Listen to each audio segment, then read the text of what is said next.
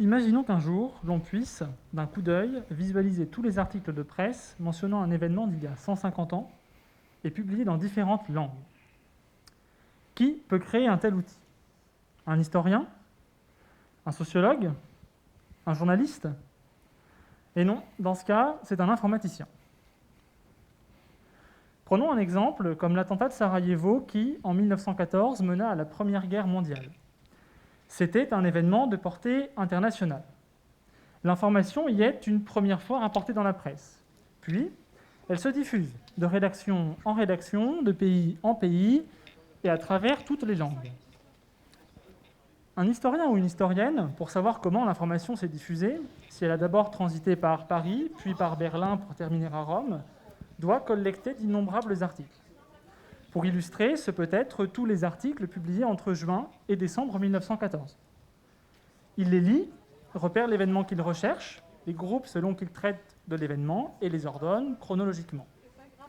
Cette tâche complexe exige la maîtrise de toutes les langues dans lesquelles les articles sont rédigés. Mon travail de doctorant en informatique vient assister ce chercheur et accélérer ses tâches pour faire le tri dans les documents importants. Le texte est central dans ma recherche et il m'est fourni.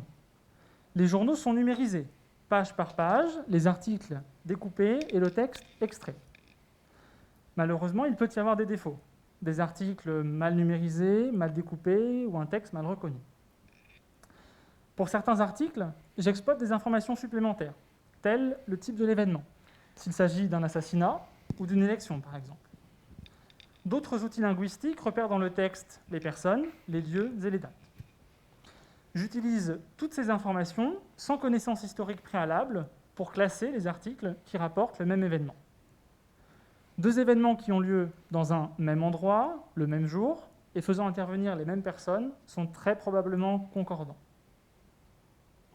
La problématique finale réside dans l'identification d'événements similaires mentionnés dans différentes langues. À terme, je projette les documents sur une carte. Je vais pouvoir retracer le parcours de l'information et savoir où une nouvelle a été altérée et quelles ont été ses influences en traversant l'Europe, c'est-à-dire déterminer quel est le lien entre les différents articles et dans quelle mesure une nouvelle fournie en français est issue d'une information publiée en allemand. Sans remplacer le travail de recherche documentaire, cette solution facilite l'exploration de documents de presse. Elle est adaptée pour tous, historiens, journalistes et étudiants. Mon défi est majeur. Je travaille sur des journaux publiés sur une centaine d'années et rédigés en français, en allemand, en finnois et en suédois.